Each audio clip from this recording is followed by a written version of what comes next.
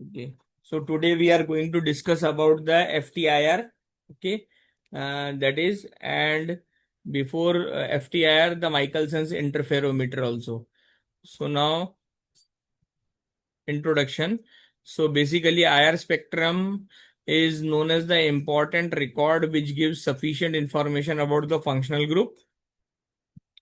Region is around near IR. ये सब पता है आपको. 0.8 to 2.5 micron is near IR.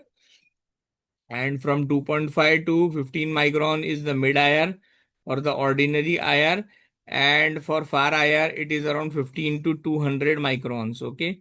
FTIR, the name stands for Fourier transform IR spectrophotometer, one of the preferred method, one of the best method and the preferred method. Okay, so all these things are there. So now this is the method to record the frequency simultaneously. So through this interferometer, we are going to measure all the IR frequencies simultaneously rather than individually, as with the dispersive IR. Okay. Why now FTIR is preferred over the dispersive method of the IR spectrum for several reasons. Okay, तो FTIR क्यों better है dispersive IR से? So it is a non destructive technique. Okay, तो frequency is not gone, wavelength is not destructed. Okay, so it is a non-destructive technique. Okay, thereafter it provides a precision measurements, okay, that require no external calibrations. So calibration is more, not much more calibration is required. Scanning speed is excellent, and collecting a sample every second is possible. That means sample per second, excellent thing. Okay, because you can do multiple samples very fastly. Thereafter, it is mechanically simple with only one moving part. Only one moving part. Agree? So why FTIR is better than the dispersive IR? First, non-destructive technique, precision measurement, okay, and no external calibration is required. Very good scanning speed, collecting a scan every second is very nice, mechanically simple with only one moving part. Okay, yes, can we proceed? Yes, sir. Now the theory of FTIR. Okay, so it was developed to overcome the limitations of the dispersive IR that we know. Okay. The main thing is the slow scanning process. Okay. So that was the main difficulty. So the method for measuring all the IR frequencies simultaneously rather than individually was needed. Okay.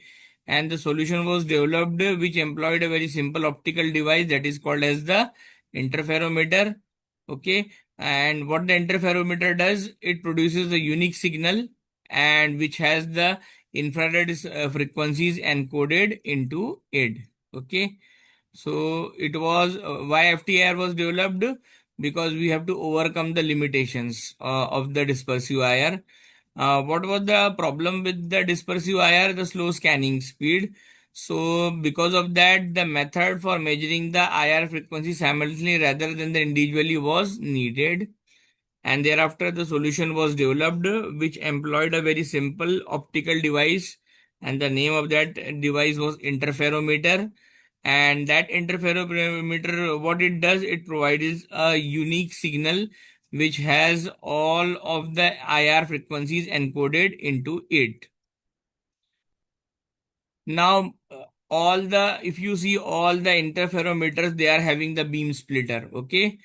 And what is the function of the beam splitter? Okay, so it takes the incoming IR beam and divide it into two optical beams. Okay, it takes the incoming IR beam and divides it into the two optical beams. Okay, and one, what one does, it reflects off a flat mirror which is fixed in place. ठीक है ना, एक beam क्या करता है, reflect करता है flat mirror को. ठीक है ना, जो फिक्स्ड रहता है प्लेस पे. जो दूसरा वाला रहता है वो क्या करता है, रिफ्लेक्ट करता है फ्लैट मिरर को, और on which the mechanism which allows the mirror to move a very short distance. ठीक है ना, तो उसकी वजह से मूवमेंट मिरर का कैसा रहता है, बहुत शॉर्ट डिस्टेंस तक रहता है, कुछ ही घूम पाता है away from the beam splitter. Okay, so beam, जो दोनों बीम रहती है वो रिफ्लेक्ट ऑफ होती हैं, ठीक है ना, रिस्पेक्टिव मिरर से, और फिर उसके बाद रिकम्बाइन होती है, and then they meet back at the beam splitter. Beam splitter पे ये दोनों जाके मिल जाते हैं। फिर उसके बाद में जो भी पाथ रहती है उसमें बीम ट्रेवल करती है फिक्स लेंथ तक, ठीक है ना, और जो दूसरी वाली है वो कॉन्स्टेंटली चेंज होता है जैसे मिरर मूव होता है, ठीक है। तो जो सिग्नल रहेगा वो एग्जिट करता है इंटरफेरोमीटर, और वो when the signal exits the interferometer, what is the result? The result of these two beams interfering with each other, तो इंटरफेयर करते हैं वो एक दूसरे के साथ में। आई रिपीट, इंटरफेरोमीटर में क्या रहता है? बीम स्प्लिटर रहता है, ठीक है ना। वो क्या करता है? बीम स्प्लिटर वो इनकमिंग इंफ्रारेड बीम को लेता है, उसको डिवाइड करता है दो ऑप्टिकल बीम में, ठीक है ना। एक जो बीम है वो रिफ्लेक्ट ऑफ होती है फ्लैट मिरर से फिक्स प्लेस पे, और जो दूसरी वाली बीम है वो रिफ्लेक्ट ऑफ होती है फ्लैट मिरर से, और उसका मैकेनिज्म ऐसा रहता है कि वो अलाउ करता है मिरर को to move a very short distance, short distance. और वो शॉर्ट डिस्टेंस कितना होता है? एमएम्स में होता है, away from the beam splitter. फिर इसके बाद में जो दो बीम्स रहती है वो रिफ्लेक्ट ऑफ हो जाती है रिस्पेक्टिव मिरर से, फिर रिकम्बाइन हो जाती है, और फिर वो मीट बैक करते हैं एक दूसरे के साथ में eight the beam splitter. Because the path the one beam travel करती है फिक्स लेंथ पे, और दूसरी वाली क्या होती है? चेंजिंग करती है अपना, जैसे मिरर मूव होता है तो सिग्नल जो वो रहता है वो दैट एग्जिट्स द इंटरफेरोमीटर, ठीक है ना। अब ये जो सिग्नल जब एग्जिट करता है ना, बाहर निकल जाता है इंटरफेरोमीटर से, ये किसका रिजल्ट होता है? कि दोनों बीम एक दूसरे के साथ में क्या करी है? इंटरफेयर करी। I hope this is clear to all of you. Yes. Hello. Hello. सुने आपने? Yes sir. हाँ। अब जो रिजल्टिंग सिग्नल बनता है जो इंटरफेयर होने के बाद में, उसको अपन क्या बोलते हैं? इंटरफेरोग्राम बोलते हैं। उसकी एक यूनिक प्रॉपर्टी होती है कि वो हर एक डेटा पॉइंट पे वो क्या होता है? फंक्शन होता है मिरर पोजीशन का, जैसा मूविंग मिरर ने वैसा फंक्शन किया उसका वो ये होता है, ठीक है ना। यूनिक प्रॉपर्टी है उसकी, वो उसका फंक्शन होता है, ठीक है ना। Which makes up the signal information about every frequency and which comes from the source. Source means light source, ठीक है ना। अब जो एनालिस्ट रहता है उसको क्या रिक्वायर होता है? फ्रीक्वेंसी स्पेक्ट्रम, ठीक है ना। फ्रीक्वेंसी स्पेक्ट्रम का मतलब क्या होता है? प्लॉट रहता है इंटेंसिटी का इंडिविजुअल फ्रीक्वेंसी के साथ में, ताकि उससे क्या हो? आइडेंटिफिकेशन हो, मेजरमेंट हो सिग्नल का, और वो that can not be interpreted directly, जो डायरेक्टली इंटरप्रेट आप नहीं कर पाएंगे, ठीक है ना। सो FTIR आप परफॉर्म करते हो यूजिंग द कंप्यूटर, और उसको फिर प्रेजेंट करते हो यूजर को with the desired spectral information for analysis के लिए, ठीक है ना। जो रिजल्ट जनरेट होता है उसको अपन क्या बोलते हैं? इंटरफेरोग्राम बोलते हैं।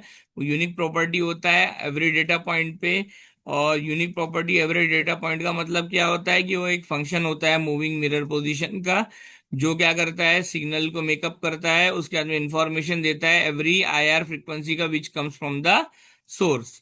फिर जो एनालिस्ट होता है ना, उसको क्या चाहिए रहता है? फ्रीक्वेंसी स्पेक्ट्रम चाहिए रहता है। फ्रीक्वेंसी स्पेक्ट्रम का मतलब क्या होता है? प्लॉट होता है इंटेंसिटी का at each individual frequency, ठीक है, in order to make the identification और measured interferogram signal can not be interpreted directly, जो डायरेक्टली आप नहीं कर सकते वो काम के लिए आपको फ्रीक्वेंसी स्पेक्ट्रम निकालना। और फ्रीक्वेंसी स्पेक्ट्रम किसको रिक्वायर्ड होता है? एनालिस्ट को। एनालिस्ट यानी हम या आप। फिर इसलिए हम क्या करते हैं? FTIR को यूज करते हैं उसको। वो कनेक्ट किससे होता है? कंप्यूटर के साथ में होता है। वो प्रेजेंट करता है एनालिस्ट को, यूजर को, with the desired spectral information for analysis. Agree? I hope this is clear to all of you. Yes. Yes sir. Now spectrometer component, ठीक है ना। इसके तीन कंपोनेंट्स है। पहला है रेडिएशन, सेकंड है इंटरफेरोमीटर, थर्ड है डिटेक्टर। रेडिएशन सोर्स में चार चीज रहेंगी: incandescent lamp, nurse glower, global source, high pressure mercury arc रहेगा, ठीक है ना। इंटरफेरोमीटर, ठीक है ना, अभी इंपॉर्टेंट है इंटरफेरोमीटर। हार्ट ऑफ FTIR को अपन क्या बोलते हैं? माइकलसंस इंटरफेरोमीटर। MCQ आ सकता है। Heart of the FTIR is known as Michelson's interferometer, ठीक है ना। अब यहाँ पे क्या किया गया है कि मोनोक्रोमेटर को रिप्लेस किया गया है इंटरफेरोमीटर से, ठीक है ना। इंटरफेरोमीटर से रिप्लेस करने के बाद में इंटरफेरोमीटर क्या करता है, डिवाइड करता है किसको, रेडिएंट बीम को। फिर क्या करता है, रिकम्बाइन करता है, ताकि रिपीटेटिव इंटरफेरेंस सिग्नल्स जनरेट हो as a function of optical path difference, ठीक है ना, एज द नेम इम्प्लाइज। फिर जो इंटरफेरोमीटर है वो क्या प्रोड्यूस करता है, इंटरफेरेंस सिग्नल्स को, जिसमें आईआर स्पेक्ट्रल इंफॉर्मेशन होती है after passing through the sample. ध्यान देना, interferometer, the heart of the FTIR is the Michelson's interferometer. monochromator is replaced by what, interferometer. And once it is replaced by the interferometer, then the interferometer divides the radiant beam or recombines them to produce the repetitive interference signals measured as a function of optical path difference. As the name implies, the interferometer produces interference signal and that contains the iron information. अब इसके तीन part होते हैं active components के, moving mirror रहेगा, fixed mirror रहेगा और beam splitter रहेगा, ठीक है ना, वो देखते हैं अभी। मिरर जितने भी एफटीआईआर में हो तो मेटल के बने रहते हैं। मिरर्स मेटल के बनने के साथ में पॉलिश किए रहते हैं फ्रंट सरफेस से और गोल्ड कोटेड होते हैं ताकि कोरोजन से उसका बचाव हो सके, ठीक है ना। कमर्शियल जितने भी एफटीआईआर है उसमें फ्लैट और कर्व मिरर रहते हैं ताकि वो मूव कर पाए लाइट को विद इन द स्पेक्ट्रोफोटोमीटर, ठीक है ना। और वो क्या कर पाए, मूव कर पाए और फोकस कर पाए सोर्स पे on to the beam splitter, ठीक है ना, and to focus the light from the sample on to the detector. अब जो बीम स्प्लिटर है वो कौन से मटेरियल का बना रहता है, एक तो सिलिका का है या फिर जर्मेनियम का, उसके ऊपर में डिपॉजिट होता है thin coated on the IR transparent substance. ध्यान देना, बीम स्प्लिटर किसका बना हुआ होता है, सिलिका या फिर जर्मेनियम का, जो डिपॉजिट होता है थिन कोटिंग के ऊपर में आईआर ट्रांसपेरेंट सब्सटेंसेस। ये जो जर्मेनियम या फिर जो सिलिकॉन है ये कोटेड होता है हाईली पॉलिश्ड सबस्ट्रेट के साथ में। और इसको कैसे आप कोटिंग करते हो, वेपर डिपॉजिशन के साथ में। एग्री, समझ में आया? हेलो। यस। कॉमन जो बीम स्प्लिटर्स है मिड आयर रीजन में वो कौन से, जर्मेनियम है। ध्यान रखना, एमसीक्यू आ सकता है। Most common substrate for this reason is KBr. ध्यान रखना, ये भी एमसीक्यू में आ सकता है। कॉमन सबस्ट्रेट क्या है, केबीआर है। कॉमन बीम स्प्लिटर मटेरियल कौन सा है, जर्मेनियम है, ठीक है ना। बोथ सबस्ट्रेट और coating must be optically flat. कैसे रहना चाहिए, ऑप्टिकली फ्लैट रहना चाहिए। केबीआर एक्सेलेंट सबस्ट्रेट है मिड आईआर रीजन के लिए, ये भी एमसीक्यू में आ सकता है। केबीआर एक्सेलेंट सबस्ट्रेट है मिड आयर रीजन के लिए। एग्री? हेलो, ठीक है। Now this is the schematic diagram, ठीक है ना। देखो यहाँ पे दिख भी रहा है अपने को क्लियर कट। फिक्स्ड मिरर है, मूविंग मिरर है, डिटेक्टर लगा हुआ है, ये लाइट सोर्स है, ठीक है ना। बीम कॉलीमेटर है, ठीक है ना। कॉलीमेटर के बाद में यहाँ से मूवमेंट होगा, ठीक है ना। बीम कॉलीमेटर फिर इसको क्या करेंगे, ये गन गन के जैसा सिस्टम है। ऐसा लग रहा है कि जैसे दो गन्स लगा दी गई है। एग्री? ये जो सिग्मा है इसको रिटार्डेशन बोलते हैं, ठीक है। ये बीच में जो है वो क्या है, बीम स्प्लिटर है। हेलो।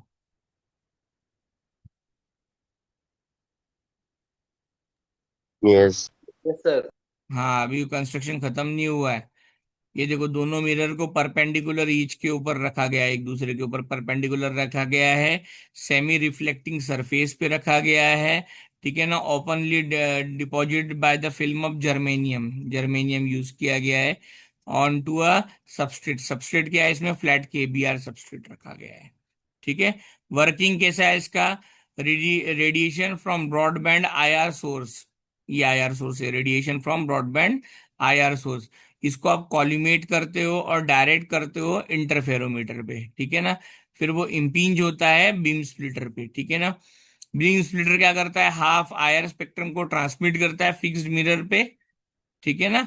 और बाकी जो है रिमेनिंग हाफ वो रिफ्लेक्ट कर देता है मूविंग मिरर पे, ठीक है ना। जब ये डिवाइडेड बीम्स रिफ्लेक्ट होती है दोनों मिरर पे तो फिर ये रिकम्बाइन होती है eight the beam splitter.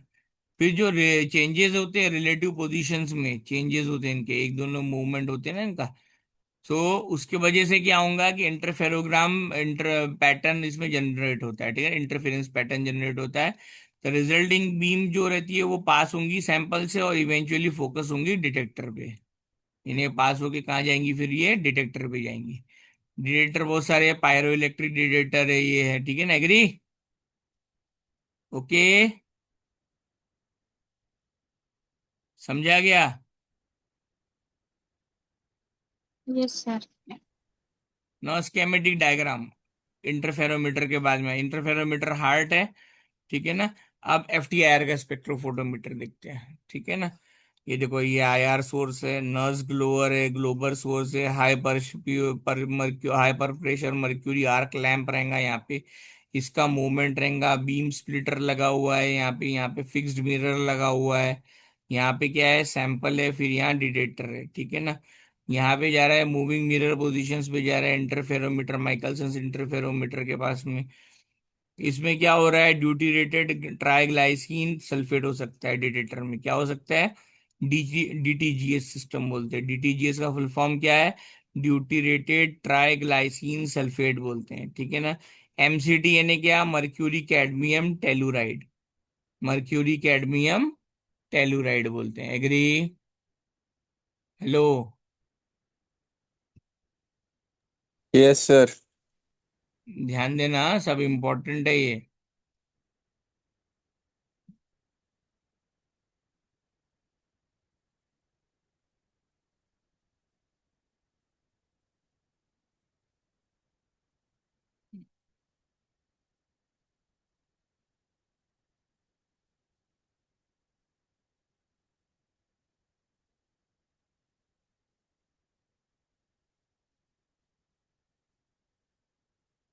Meeting को लॉक कर दिया मैंने,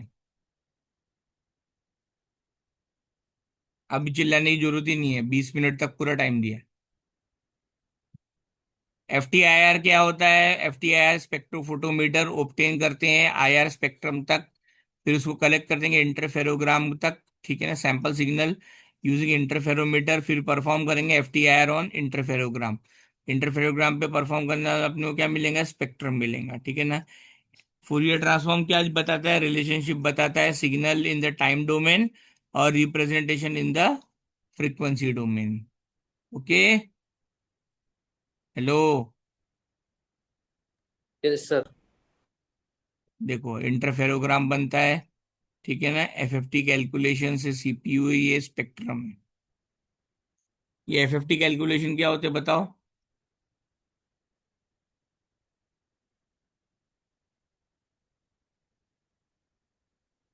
कुछ अंदाजा? यस,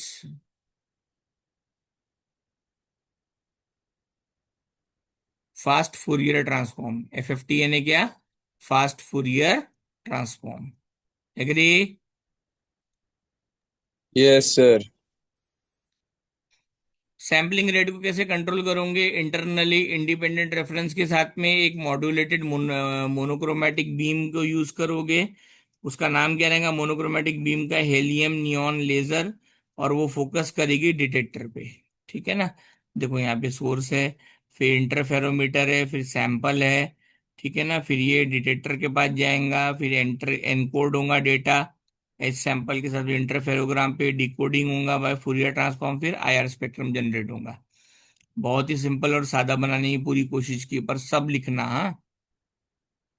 ये देखो इन फेज आउट फेज क्या होता है, देखो अच्छे से, देखो अच्छे से बताता हूँ तुमको, डिटेक्टर्स है, ठीक है ना, ये देखो ये बने हुए हैं, इन फेज आउट फेज क्या होते हैं ध्यान देना। सोर्स ऑफ लाइट है, ठीक है ना, इन फेज है, ठीक है ना, डी फॉर डिटेक्टर है, बीम स्प्लिटर बीच में लगा हुआ है, कंस्ट्रक्टिव लाइट है, ठीक है ना, इन फेज है, डार्क लाइट, ठीक है ना, साइन वेव फॉर मोनोक्रोमेटिक अगर रहा लाइट तो, ठीक है ना। अगर इंटरफेरोग्रामिक रहा, पॉलीक्रोमेटिक रहा लाइट रहा, तो सोर्स वही रहेगा, ठीक है ना, आउट ऑफ फेज हो जाएगा यहाँ पे। बस देखो यहाँ पे जैसे वेव पैटर्न दिख रहा है, यहाँ पे सर्कुलर पैटर्न दिखेगा आपको, ठीक है। डिस्ट्रक्टिव डार्क डिटेक्टर बोलते हैं इसको, इंटरफेरोग्राम जनरेट होगा इन फेज और out of phase, agree? Beam splitter तो है ही दोनों जगह पे। एग्री? Yes, sir. फिर इसके बाद में मूव, जो मिरर है वो कांस्टेंट वेलोसिटी पे मूव होगा। फिर जो इंटेंसिटी ऑफ रेडिएशन है वो रीच होंगी डिटेक्टर तक, वो वेरी करेंगी साइनोसाइडल मैनर में, ठीक है ना, और वो क्या जनरेट करेंगी, इंटरफेरोग्राम्स को। अब ये जो इंटरफेरोग्राम्स रहेंगे एवरी IR फ्रिक्वेंसी पे उसको एनकोड करोगे, और it is the record of the interference signal, ठीक है ना। अभी क्या होता है ये, it is a time domain spectrum, ये रिकॉर्ड कर रहा है डिटेक्टर को, रिस्पॉन्स को, और उसको चेंज करेगा with respect to time within the mirror scan. देखो फिर से सुनो, मिरर यहाँ पे मूव होगा कांस्टेंट वेलोसिटी पे, इंटेंसिटी ऑफ रेडिएशन जो रहेंगी वो डिटेक्टर तक जाएंगी, फिर वो वेरी करेंगी साइनोसाइडल मैनर में ताकि वो प्रोड्यूस करे इंटरफेरोग्राम। ये जो इंटरफेरोग्राम होगा इसका मतलब ही क्या है, which has every higher frequency encoded into it, ठीक है ना।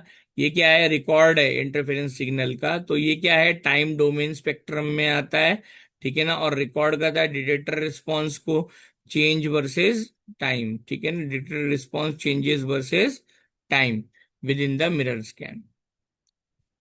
अगर सैंपल क्या करता है, एब्जॉर्ब करता है फ्रीक्वेंसी को, ठीक है ना, तो एम्पलीट्यूड साइनोसाइडल वेव का क्या हो जाएगा, रिड्यूस हो जाएगा by an amount proportional to the amount of the sample. फिर जो IR सिग्नल रहेंगे after interaction with the sample, वो it has a unique characteristic of sample. फिर बीम फाइनली अराइव होंगे डिटेक्टर पे, और फिर उसको मेजर करेंगे अपन बाय डिटेक्टर, ठीक है। यानी सैंपल अगर एब्जॉर्ब कर लिया फ्रीक्वेंसी पे, तो एम्पलीट्यूड साइनोसाइडल वेव का क्या हो जाएगा, रिड्यूस हो जाएगा। कौन रिड्यूस करेगा, it will be reduce by the amount proportional to the amount of the sample. फिर जो IR सिग्नल रहेगा after interaction with the sample, उसको आप uniquely, it is unique characteristic of the sample, फिर बीम फाइनली अराइव होगा detector पे, और उसको आप मेजर करेंगे by the detector. Agree? Hello, समझ में आया? Yes, sir. फिर जो डिटेक्टर इंटरफेरोग्राम रहेगा उसको आप डायरेक्टली इंटरप्रेट नहीं कर पाएंगे, वो डिकोड हो जाएगा well known mathematical technical form में, in the form of FT, Fourier transform. Agree? फिर इसके बाद में डिटेक्टर्स इन FTIR, दो टाइप के डिटेक्टर बेसिकली यूज किए जाते हैं, DTGS। DTGS means deuterated triglycine sulphate pyroelectric detector है, ये ध्यान रखना है, MCQ में पूछा जाएगा।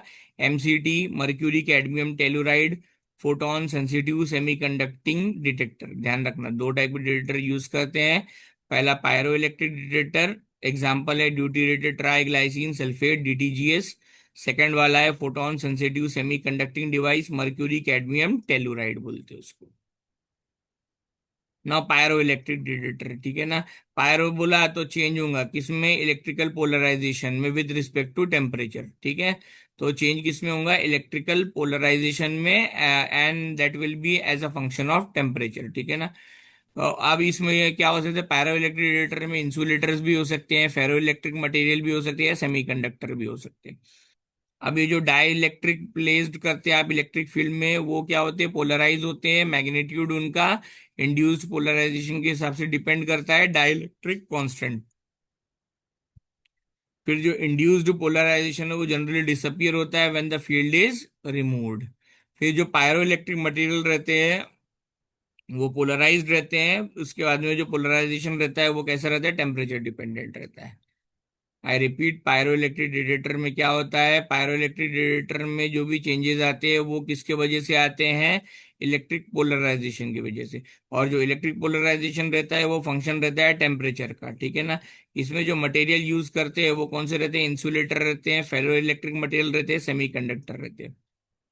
फिर जो डाइलेक्ट्रिक मटेरियल उसको आप इलेक्ट्रोस्टैटिक फील्ड पे रखते हैं, फिर उसका पोलराइजेशन होता है with the magnitude of the induced polarisation depend upon the dielectric constant. फिर जो इंड्यूस्ड पोलराइजेशन है वो जनरली डिसअपियर हो जाता है when the field is removed. फिर जो पायरो इलेक्ट्रिक मटेरियल रहता है वो स्टे रहता है पोलराइज्ड, और उसका जो पोलराइजेशन टेम्परेचर डिपेंडेंट होता है। I hope this is clear to all of you.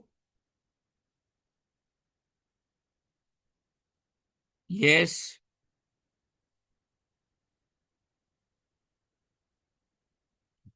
समझा क्या आपको? Yes, sir. अब इसमें क्या रहते हैं, क्रिस्टल्स रहेंगे, थिन क्रिस्टल्स रहेंगे, किसके, पायरोइलेक्ट्रिक मटेरियल के। उनको दो इलेक्ट्रोड के बीच में रखेंगे। जब एक्सपोजर होगा आईआर रेडिएशन का, टेम्परेचर और पोलराइजेशन का, तो क्रिस्टल चेंजेस आपको दिखेंगे। ध्यान दो, single crystal pyroelectric material को दोनों इलेक्ट्रोड के बीच में रखते हैं। फिर इसके बाद में आईआर रेडिएशन का जैसे एक्सपोजर होगा वैसे ही टेम्परेचर और पोलराइजेशन की वजह से क्रिस्टल में चेंजेस आएंगे, ठीक है ना। फिर ये जो चेंज इन पोलराइजेशन है ना, इसको डिटेक्ट करेंगे कैसे, as a current in the circuit, current flow होगा सर्किट में कनेक्टिंग द इलेक्ट्रॉन। अब ये जो सिग्नल रहेंगे ये किसके ऊपर डिपेंड रहेंगे, सिग्नल जो रहेंगे that will depend upon the rate of the change of the polarisation. और ये जो rate of the change of the polarisation that will happen with the temperature and the surface area of the crystal, ठीक है ना। Crystal कैसे रहते हैं, छोटे रहते हैं, और उनका साइज भी छोटा रहता है, 0.25 to 12 mm² रहता है, ठीक है ना। पायरोइलेक्ट्रिक मटेरियल यूज करते हैं अपन आईआर डिटेक्टर में, वो कौन सा होता है, डीजीटीएस, ड्यूटीरेटेड ट्राइग्लाइसिन सल्फेट, ठीक है ना। अगर डीटीजीएस नहीं है तो क्या है फिर, लिथियम टेंटालाइट है, LiTaO3 है। अगर वो भी नहीं है तो कौन सा है, स्ट्रोंटियम बेरियम नायोबेट है। याद रखना कौन से, लिथियम टेंटालाइट और स्ट्रोंटियम बेरियम नायोबेट। एग्री? अरे agree? Hello? Yes sir. Sir हाँ हेलो बोलिए ना, बोलिए सर। बोलिए, वो बोलिए। नेटवर्क इशू से डिस्कनेक्ट हो गई, मीटिंग लॉग हो गई, एंटर नहीं, ज्वाइन नहीं हो रही है। हाँ तो एक काम प्लीज करता हूँ अनलॉक। मैं, सुनो ना, मैं इसके नहीं कि आपको वीडियो हाँ दे दूंगा ना, ठीक हाँ है। ये जो सर, अपना वो अभी अभी ज्वाइन थी या? हाँ तो सुनो ना, नहीं अब वो जो भी है देखो कौन, हाँ ये सब एक्सक्यूजेस तो चलते ही रहेंगे। आपको वीडियो चाहिए तो मैं वीडियो भी प्रोवाइड कर दूंगा आपको, कोई इशू नहीं, रिकॉर्डिंग प्रोवाइड कर दूंगा आपको मैं, ओके। ठीक है। अब फोटोन डिटेक्टर के बारे में बात करते हैं अपन। बेसिकली फोटोन डिटेक्टर में क्या यूज होता है, सेमीकंडक्टर डिवाइस यूज करते हैं। सेमीकंडक्टर डिवाइस बेसिकली क्या होते हैं, इंसुलेटर्स होते हैं, उसके ऊपर में कोई रेडिएशन फॉल नहीं होती है, और ये कंडक्टर बन जाते हैं जब रेडिएशन फॉल होती है उनके ऊपर में। जैसे रेडिएशन का एक्सपोजर होता है तो रैपिड चेंज आता है इलेक्ट्रिकल रेजिस्टेंस में, और उसके वजह से क्या होगा, वेरी रैपिड रिस्पांस मिलता है आईआर सिग्नल्स में। एग्री? अब जो रिस्पांस टाइम होता है सेमीकंडक्टर का, वो क्या होता है, देखो डिफाइन डेफिनेशन पूछ सकता है आपसे, हाँ। Response time of the semiconductor in the photon detector used in the FTIR. तो इसका मतलब क्या होता है, ये टाइम रिक्वायर्ड होता है ताकि चेंज हो सेमीकंडक्टर में फ्रॉम इंसुलेटर टू कंडक्टर। ध्यान देना, फोटोन डिटेक्टर में कौन सा, एमसीक्यू में पूछ सकता है, फोटोन डिटेक्टर में कौन सा क्या मटेरियल यूज करते हैं, सेमीकंडक्टर मटेरियल यूज करते हैं। सेमीकंडक्टर मटेरियल यानी क्या होते हैं, ये इंसुलेटर होते हैं। जब कोई रेडिएशन फॉल नहीं होती है उनके ऊपर में, तो वो क्या बन जाते हैं, इंसुलेटर से कंडक्टर बन जाते हैं, and when the radiation falls on them, ठीक है ना। उसके बाद में एक्सपोजर होगा रेडिएशन से, वेरी रैपिड चेंज होगा इलेक्ट्रिकल चेंज में, therefore very rapid response to the IR signals. अब रिस्पांस टाइम सेमीकंडक्टर का क्या होता है, ये टाइम रिक्वायर्ड होता है to change the semiconductor from insulator to conductor. Agree?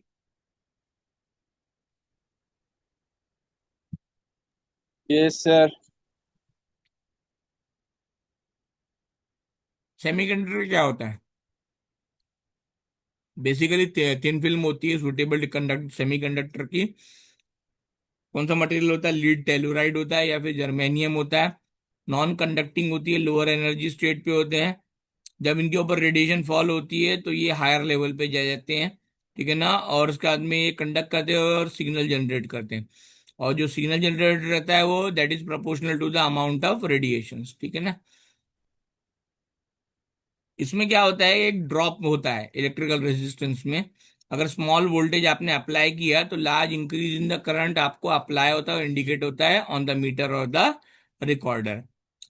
Material कौन सा यूज करते हैं इसके अंदर, हमें lead selenide PbSe, indium gallium arsenide, ठीक है ना, InGaAs, इंडियम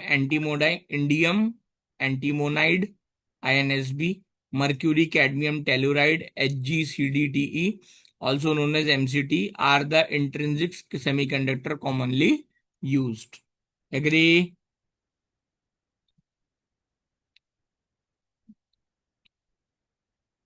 देखो सुनो, सेमीकंडक्टर मटेरियल यूज करते हैं, कौन सा मटेरियल होता है, लीड टेलोराइड या जर्मेनियम होता है, नॉन कंडक्टिंग होता है लोअर एनर्जी स्टेट पे। जैसे इनके ऊपर रेडिएशन फॉल होती है ये हायर स्टेट पे पहुंच जाते हैं और कंडक्ट करते प्रोड्यूस करते सिग्नल को जो प्रोपोर्शनल होता है अमाउंट ऑफ रेडिएशन को। फिर उसके बाद में क्या होता है, ड्रॉप होता है इलेक्ट्रिक रेजिस्टेंस में।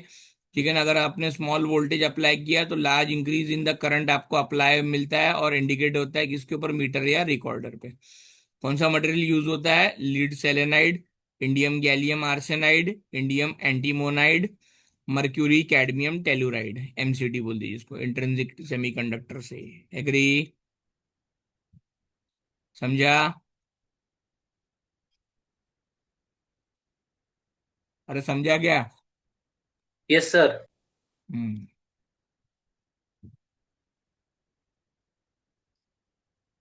No advantage. सबसे पहला एफटीआर का है कि सिंपल मैकेनिकल डिजाइन है, स्ट्रे रेडिएशंस एमिशंस का कंट्रीब्यूशन उसमें से खत्म हो जाता है, बहुत अच्छी बात है। पावरफुल डेटा स्टेशन का काम करता है। ठीक है ना, मेजोरिटी ऑफ मॉलिक्यूल जितने भी यूनिवर्स में है वो एब्जॉर्ब हो जाते हैं मिड आईआर रीजन में। ठीक है ना, making it highly useful tool. Unique technique है एफटीआईआर की, सेंसिटिव होता है, फास्ट होता है, इजी टू यूज होता है, रिलेटिवली इनएक्सपेंसिव होता है, provides rich information, sensitive to molecules anything that contains chemical bonds. I repeat, mechanical design बड़ा सिंपल होता है, स्ट्रे रेडिएशन और इमिशन कंट्रीब्यूशंस को एलिमिनेट करता है, पावरफुल डेटा स्टेशन होता है, मेजॉरिटी ऑफ मॉलिक्यूल्स यूनिवर्स में वो एब्जॉर्ब हो जाते हैं मिड आईआर में, making it very highly useful tool. Unique technique है, सेंसिटिव होता है, फास्ट होता है, इजी होता है, रिलेटिवली इनएक्सपेंसिव होता है, provides rich information, sensitive to molecules anything that contains chemical bond. Agree? समझ में आया? Yes, sir. डिसएडवांटेजेस भी है। ठीक है ना, कुछ एटम्स और मोनो एटॉमिक आयन है उनको डिटेक्ट नहीं कर पाता है, सिंगल एटॉमिक एंटाइटीज है, नो केमिकल बॉन्ड वाला है तो उसको डिटेक्ट करना मुश्किल है उसके लिए। ठीक है ना, उसके बाद में ये किस किस को डिटेक्ट नहीं करता है, जिसमें दो आइडेंटिकल एटम्स होते हैं, सिमेट्रिकल होते हैं, एग्जांपल नाइट्रोजन या ऑक्सीजन, उनको डिटेक्ट नहीं कर पाता है ये।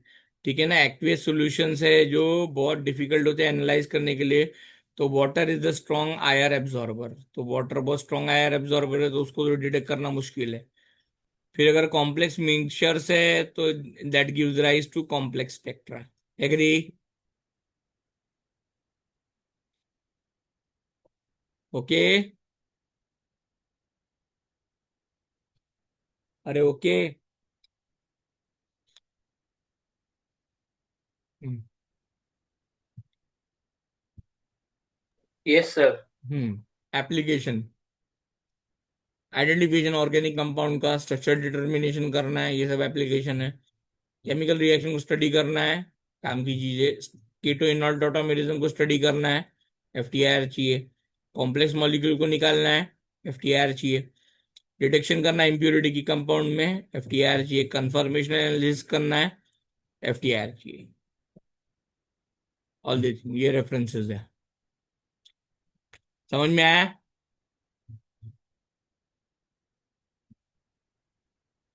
बाबा समझ में आया क्या? Yes, sir. ठीक है, अभी अटेंडेंस ले रहा हूँ, कहीं जाओ मत।